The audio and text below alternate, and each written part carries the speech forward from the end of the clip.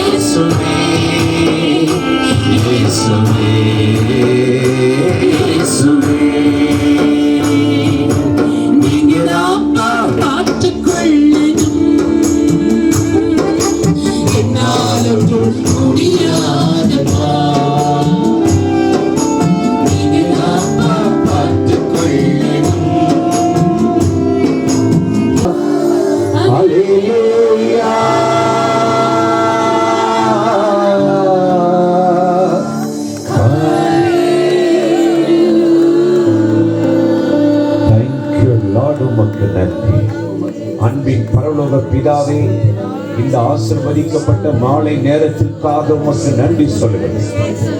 மகளின் குளிர்ச்சியான வேளையில் தோட்டத்தில் உலாவுகிற தேவன் இன்றைக்கு இந்த புதுக்குடி கிராமத்திலே இறங்கி வந்திருக்கிறேன்.